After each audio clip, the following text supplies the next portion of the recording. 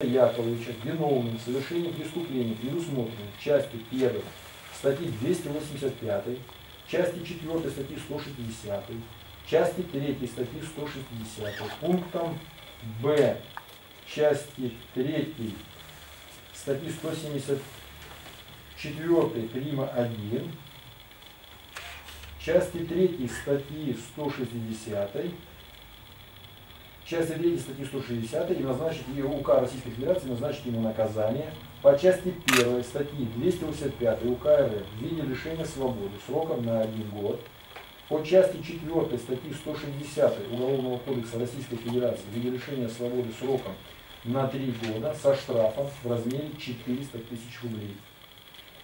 По части 3 статьи 160 УК РФ по эпизоду хищения служебного ноутбука в виде лишения свободы сроком на 6 месяцев. По части 3 статьи 160 УК РФ по эпизоду начисления и выплаты заработной платы Кунгиной в виде лишения свободы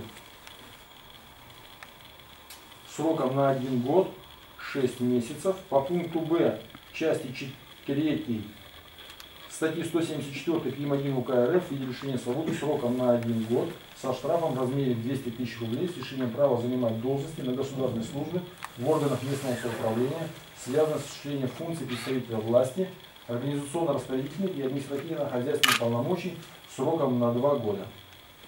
На основании части 3 4 статьи 69 УК РФ по совокупности преступлений путем частичного сложения наказаний, а окончательно назначить наказание в виде 4 лет лишения свободы со штрафом в размере 500 тысяч рублей, с лишением права занимать должности на государственной службе и в органах местного самоуправления, связанные с осуществлением функций представителя власти, организационно-распорядительных и административно-хозяйственных полномочий сроком на 2 года.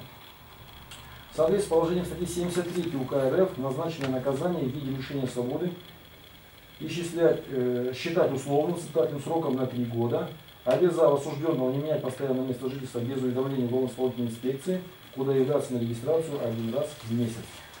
В целях обеспечения исполнения приговора, мер пресечения Терентьеву до вступления приговора в законную силу изменить на подписку о невыезде и ненадлежащем поведении освободили из-под домашнего ареста в зале суда.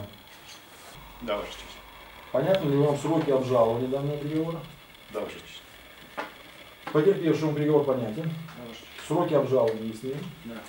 Судебное заседание по данному делу объявляется закрытым.